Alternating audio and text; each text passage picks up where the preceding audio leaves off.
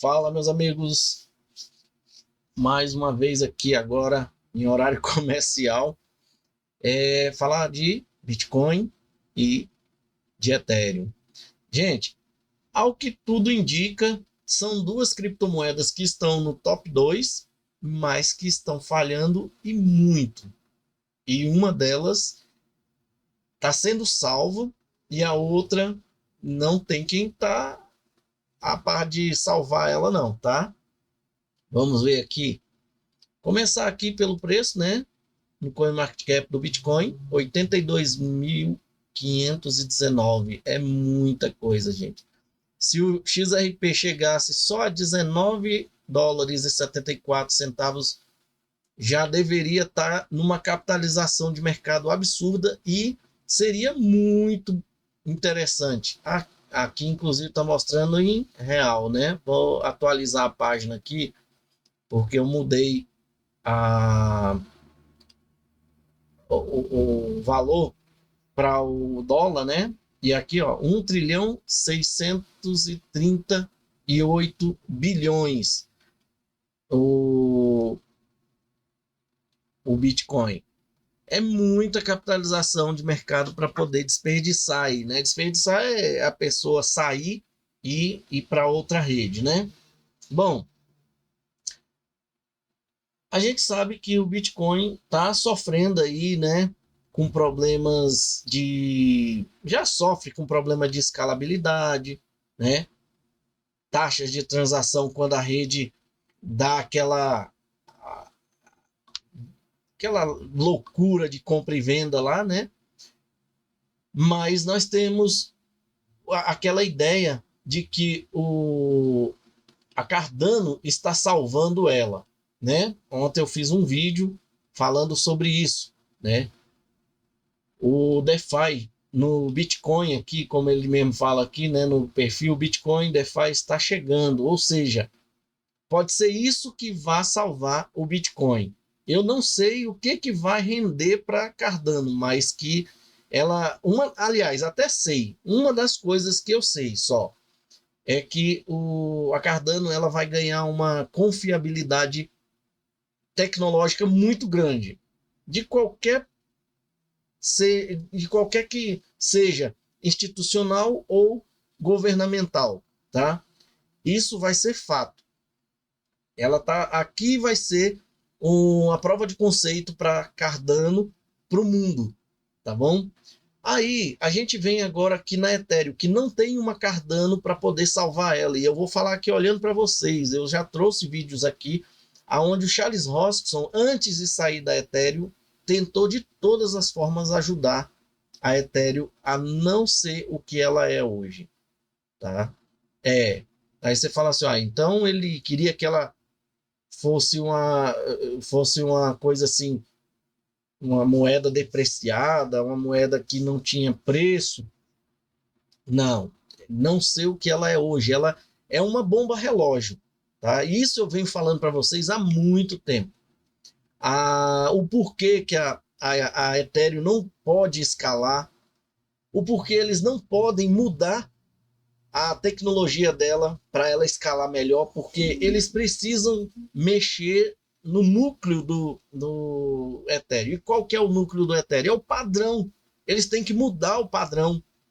Eles escolheram o padrão errado. E quem escolheu isso lá no passado foi gente assim ligada ao Vitalik, o Joey Lube, o Gavin Wood da Polkadot e o Charles Hoskinson, que agora, né, também tem a Cardano sob seu comando aí, né?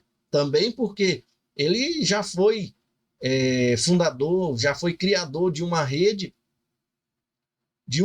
que está ativa até hoje, mas ela está morta.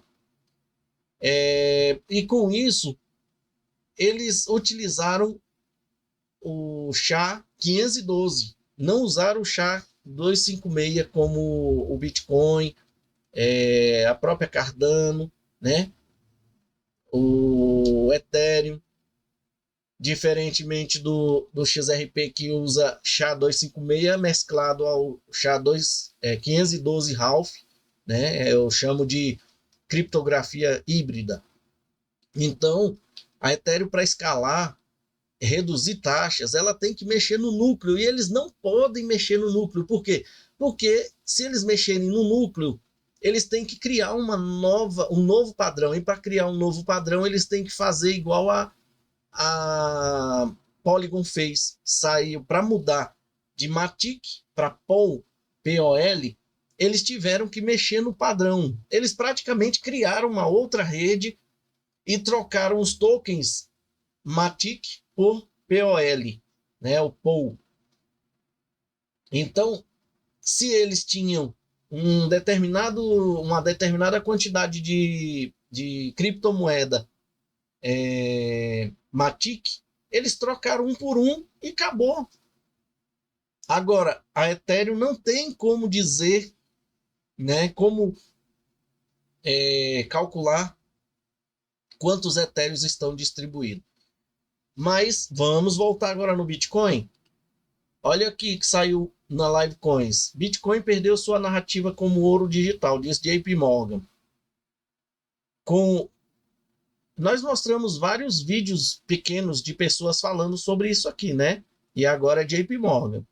Com o tarifaço do Trump, o Bitcoin está justamente seguindo esse padrão ao acompanhar a queda de índice como ISP 500, Dow Jones Industrial e a Nasdaq 100, enquanto cai cerca de 5,6%. Já o ouro conseguiu se sustentar melhor,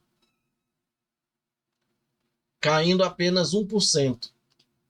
Eu mostrei vários vídeos aqui para vocês, tá? Falando sobre isso, as pessoas comentando sobre isso, né? E aí, agora, Michael Saylor vem falar sobre isso daqui. Se você pegar aqui, ó, analista da JP Morgan acredita que o Bitcoin perdeu sua narrativa como ouro digital. A crítica acontece enquanto o ouro sobe 18,2% em 2025, e o Bitcoin perde 12,5% do seu valor no mesmo período. Embora ambos os ativos sejam commodities, como eles dizem, com grande foco na escassez, o JP Morgan nota que as variações de preço do Bitcoin estão muito mais ligadas ao mercado acionário do que os dos Estados Unidos. E aqui, gente, ó, faça uma comparação.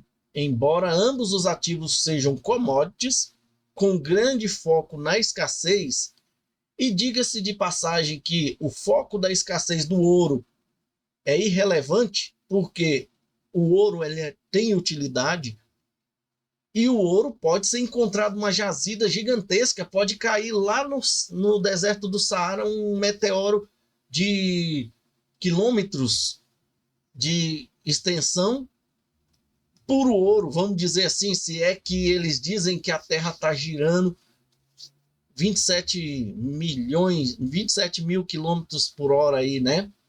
Então, o foco da escassez do ouro é irrelevante para a gente aqui nesse momento. Agora, o Bitcoin, matematicamente, ele deveria estar se sustentando melhor do que o ouro, porque ele é fixo, só existe aquilo ali. Vamos dizer que existiriam 21 milhões de barras de ouro no Bitcoin, ouro digital, 21. Só que essas 21 barras de ouro digital, chamada Bitcoin, pode ser divisível até 100 milhões, eu acho que é 100 milhões de casas, 100 milhões de pedaços, né? Que se chama as pepitas Satoshi. Aí você pega o ouro, uma barra de ouro de 1 quilo, e divide ele em 100 milhões de pedaços. E você vai ter a noção do preço, tá? Do preço do ouro em relação ao Bitcoin, né? Que o ouro está se sustentando. Então tá aqui, ó. Após 16 anos, Bitcoin ainda é uma incógnita. Enquanto muitos olham para o Bitcoin como uma reserva de valor, outros olham para ele como uma tecnologia. Para os analistas do JP Morgan, hoje as flutuações do Bitcoin estão muito mais ligadas às ações. A volatilidade do Bitcoin e sua correlação com as ações levantam dúvidas sobre a narrativa do ouro digital. Olhando para o futuro, vemos o ouro continuando a subir como o principal beneficiário do comércio de desvalorização. Ou seja, o que acontece? O pessoal, quando está havendo uma queda psicológica, né? Inicialmente uma queda psicológica, a galera vende as suas ações e compram ouro, né? Prata.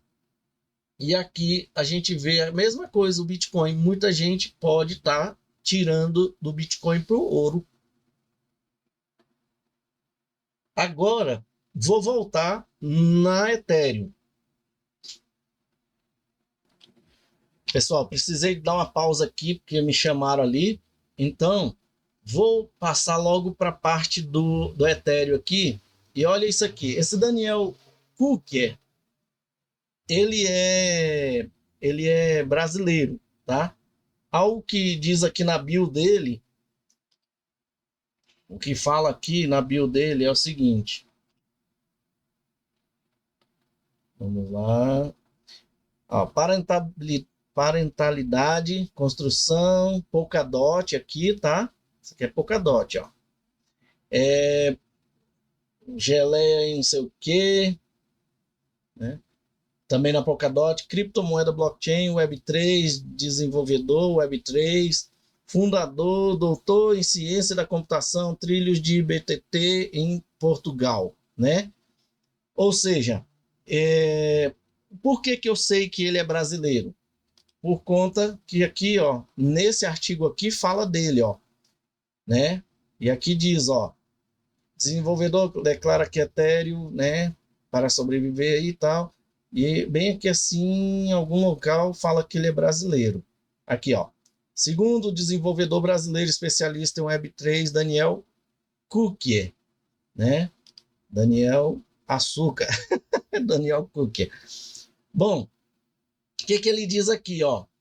Ethereum está morrendo, mas seus criadores ainda podem prosperar. Na Polkadot. O Ethereum moldou o mundo do blockchain, mas sua base técnica está rachando. A escala está quebrada, a liquidez está fragmentada, a segurança está em risco. Mas os construtores do Ethereum têm uma oportunidade de liderar a próxima onda em Polkadot. Aqui está o porquê, tá? Os construtores em Ethereum, gente, os desenvolvedores, tá? Eles não estão falando nos fundadores da Ethereum, não, tá?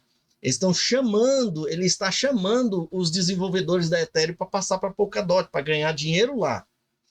E aí, continuando aqui, ele diz assim: o Ethereum como blockchain está falhando, mas a comunidade Ethereum é mais valiosa do que nunca. E isso é verdade, tá?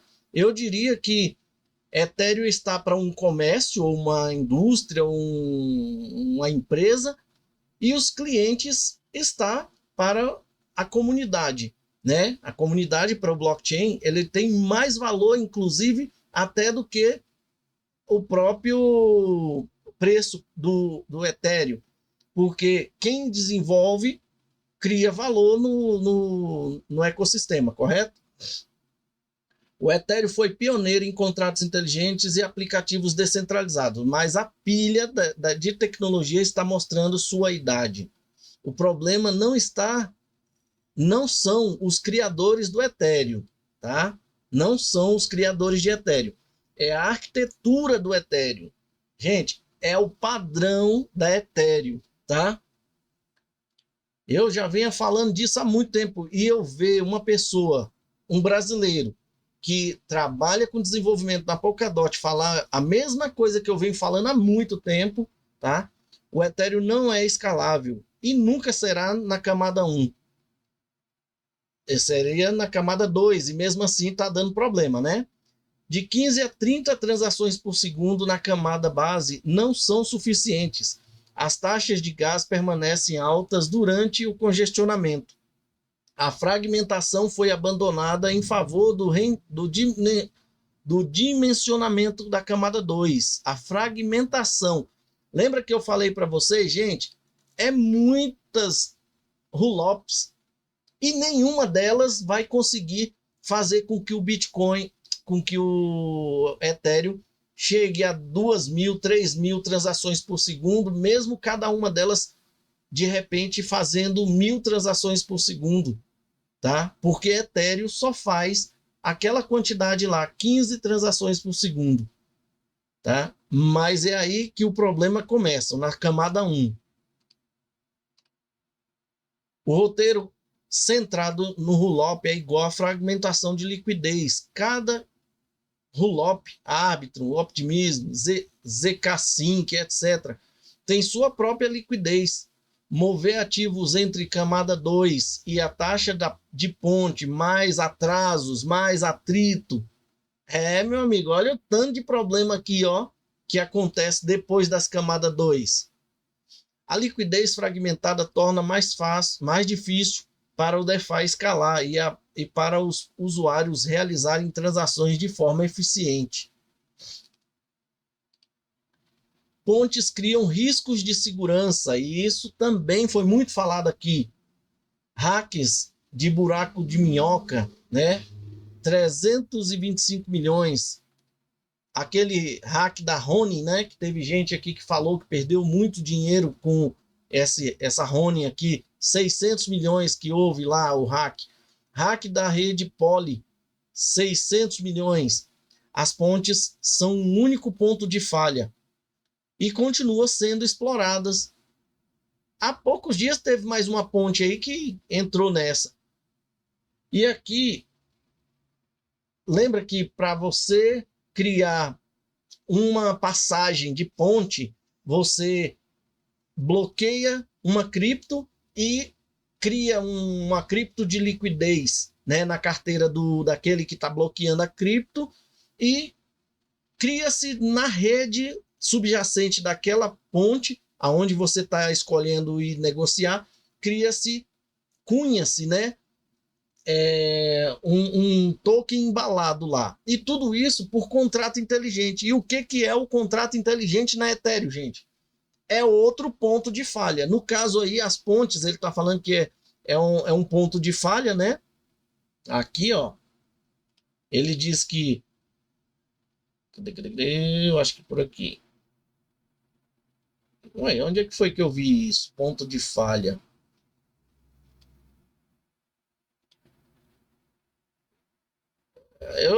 Vocês devem lembrar, eu não vou procurar mais não. Vai ver que eu até vi aqui e não consegui. Olhei e não vi. Então, no próximo aqui, aí, ó. Aqui, ó. As pontes são um único ponto de falha. Rapaz, o cérebro da gente é muito louco, né? E continuam sendo exploradas. Ou seja, as pontes e os contratos inteligentes das pontes. Que as pontes funcionam com contrato inteligente. Tudo para automatizar aquilo. Você quer vender os tokens embalados, automaticamente ele queima os tokens LPs da sua carteira e te entrega de volta o token subjacente da rede anterior. Você está entendendo? E isso tudo é explorado lá. E olha mais um aqui, ó. MEV, máximo de valor extraível, né? Está apodrecendo o Ethereum por dentro. Pesquisadores e validadores lucram com a antecipação, intercalação e reordenação de negócios. Gente, eles reordenam as transações no bloco antes do bloco ser fechado, gente.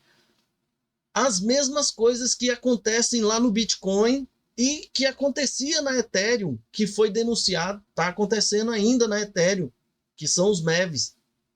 MEV distorce o mercado e piora a experiência do usuário. O MEV agora é essencial para o modelo econômico do Ethereum, e isso é um problema. É mais uma forma de ganho de capital. Além da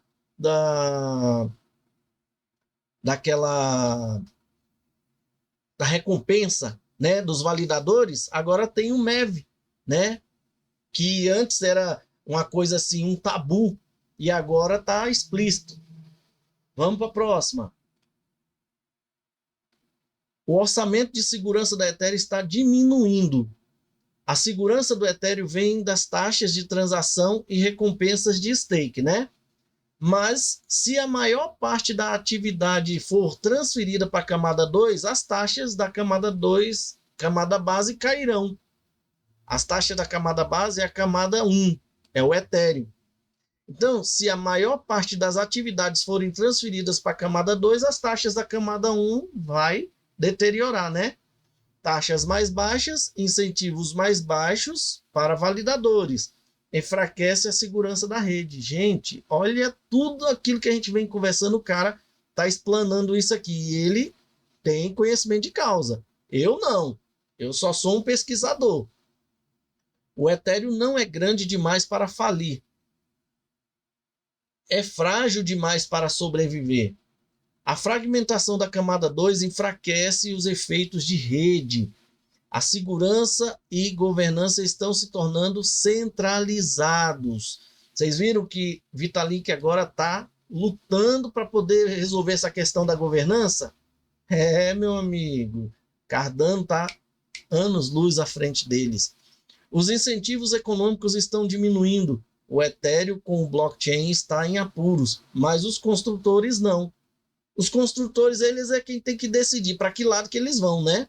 E agora vem as propagandas Polkadot aí que ele faz, né? E se você pudesse construir sem limites? XRP Ledger oferece um modelo diferente, né? Eu não vou dizer os mesmos modelos aqui, mas eu coloquei XRP Ledger, que os programadores de lá podem ir para o XRP Ledger, né? Polkadot oferece um modelo diferente, segurança compartilhada, sem necessidade de pontes, componibilidade síncrona. Contratos inteligentes entre cadeias podem interagir diretamente. Liquidez unificada, sem fragmentação entre cadeias. Governança descentralizada. OpenGov garante o controle da comunidade. Governança aberta, né? E mais. Inclusive, esse protocolo GEM, né? Ele foi anunciado pelo Gavin Wood e elogiado não, lembrado por Charles Hoskinson no Twitter, falando, eu lembro de você ter me mostrado isso logo após ter me mostrado o Yellow Paper, porque o White Paper, quem diz que escreveu foi o Vitalik, e o Yellow Paper foi o Gavin Wood. Agora me diga uma coisa, gente. Se dizem que Vitalik foi ele que escreveu o White Paper, por que foi preciso o Yellow Paper? Né?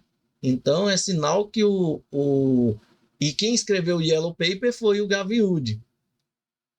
Então quer dizer que o White Paper do Vitalik praticamente não fez efeito. O que fez efeito foi o Yellow Paper do Gavin Wood, né? E foi o Gavin Wood que criou o Solid, a linguagem de programação para contratos inteligentes da rede Ethereum, tá? Vamos lá. O que ele diz aqui? Esse aqui eu vou ter que traduzir por aqui, porque ele não quis traduzir, não. Tive que dar mais uma pausinha ali, porque me chamaram novamente. Aí, ó. Sobre o protocolo GEM, né? Resolve a armadilha de escala do Ethereum. O GEM introduz componibilidade síncrona entre cadeias, finalidade de baixa latência, contratos inteligentes entre cadeias na mesma transação, chega de liquidez fragmentada, chega de pontes centralizadas, né? O cara tem conhecimento de causa, tá, gente? Ele sabe o que está acontecendo com o Ethereum. Ó, desenvolvedores Solid, você já tem as habilidades para desenvolver na Polkadot. Solid nativo na Polkadot Hub em breve. Ou seja, eles estão colocando aí a linguagem nativa no Polkadot, né? A interoperabilidade entre cadeias é nativa. Suporta para chains compatíveis com EVM. Você não precisa reescrever tudo. Framework com o INC, né? estão disponíveis. Bom, aqui, gente, vai ser bom para a gente ver o que a Polkadot está oferecendo para os desenvolvedores, tá? Nós vamos até o final aqui só por conta disso. Mas aqui já é tudo propaganda da Polkadot, ou seja, Cardano está salvando o Bitcoin e Polkadot está salvando os desenvolvedores da Ethereum, né? Estão tentando chamar os desenvolvedores para Polkadot. DeFi, NFT, DAOs, mas sem fragmentação. Em Polkadot, os projetos DeFi podem acessar a liquidez diretamente de qualquer parachain, evitar criadores de mercado fragmentados em roll-ups, reduzir os custos de transação mantendo a segurança, um ecossistema unificado, não uma ilha isolada, como ele está chamando a Ethereum aí de ilha isolada, né? Polkadot não está tentando matar o Ethereum, está completando-o. O Ethereum lançou as bases, Polkadot está construindo a próxima camada. Os desenvolvedores do Ethereum podem migrar, expandir ou lançar versões cross-chain dos seus aplicativos lá, né? As habilidades, ferramentas e comunidades se tornaram tornaram o Ethereum excelente, pode prosperar no Polkadot. Os construtores do Ethereum enfrentam uma escolha: continue construindo uma rede fragmentada lutando contra, vermelhinha aqui, e contra armadilhas de liquidez e problemas de governança, e o verdinho, ou expanda para Polkadot, onde a liquidez é unificada, a segurança é compartilhada e a escala funciona. Aqui o futuro não é Ethereum versus Polkadot, é unir os dois, né? O Ethereum mostrou ao mundo o que é possível com um contrato inteligente. Polkadot o torna escalável. Os construtores não precisam escolher, eles podem aproveitar ambos os ecossistemas. E parece que por fim aqui, Ethereum criou o futuro descentralizado e a Polkadot o torna escalável. A próxima geração de DEP será modular, combinável e conectada. O Ethereum nos mostrou o caminho, agora a Polkadot pode nos levar mais longe. Vocês estão vendo uma palavra aqui que ele usou e que lembra que XRP Ledger já está nesse nível. XRP Ledger e a Cardano, tá? A Cardano ela é dividida em camadas, né? E camadas assim de desenvolvimento, né? Tem a camada base, que é a camada 1, tem a camada de contratos inteligentes, tem a camada de escalabilidade, né? E modular é a palavra. Tá aqui, ó. A próxima geração de DEP será modular. O próprio XRP Ledger já é modular, tá? E é como se eles estivessem chamando os desenvolvedores para tentar salvar o insalvável Ethereum, tá? Então era isso, pessoal, que eu queria trazer para vocês. Mais um vídeo. Agora, não finalizei, não. Desculpa. Era isso que eu queria trazer para vocês, porque a gente tá aí, o mercado tá flutuando, tá? Ele tá naquele negócio de eu não sei para que lado tá indo o Bitcoin, se é para cima ou para baixo, né? Mas na realidade todo dia ele tá 81, 83, 81, 83. Agora mesmo tava 82, né? Esse aqui é que tá caindo bastante, juntamente com Solana, que caiu bastante aí, ó, tá? E a gente tem que observar que depois de toda essa movimentação, né, essa quebra todinha aqui que está ocorrendo, o XRP ainda está se segurando. Ele poderia muito bem ter voltado já ali, pelo menos para $1, e não voltou, né? Está se segurando. Bitcoin, ele está nos 83, ninguém sabe para que lado ele vai, a depender do mercado financeiro tradicional. E o Ethereum 1798. A cada dia que passa dessa flutuação, né? Porque tem aquele negócio, ou o preço está subindo ou ele está descendo, mas a gente está aqui, ó, flutuando entre o alto e baixo, né? Lateralizando. Só que Ethereum não está lateralizando, ele está se afundando, né? Está se afundando. Vocês lembram que há pouco tempo atrás estava 500 bilhões aqui, gente? Ele perdeu mais de 60% do seu valor, tá? Mais de 60% do seu valor da sua máxima, tá?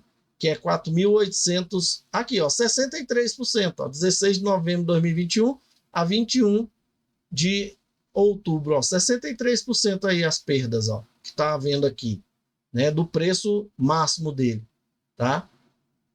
Então, Ethereum, assim, não vou dizer que ele vá quebrar, mas que ele não vai muito longe não, viu? E a qualquer momento nós vamos ver sim o XRP passando ele, tá? Mesmo que ele esteja valendo ali próximo de 100 bilhões, 200 bilhões, XRP ainda vai passar o Ethereum, tá? E aí, para passar o Bitcoin, vai ser só questão de desenvolvimento, tá?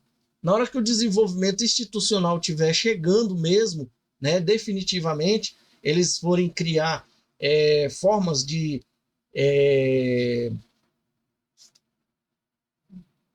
aplicativos, né, para os bancos, por exemplo. Ah, esse aplicativo aqui, ele é desenvolvido no XRP Ledger. Ah, então é um DeFi, uma mescla de DeFi para o CeFi, né, finanças centralizadas, só que criada em método de finanças descentralizadas.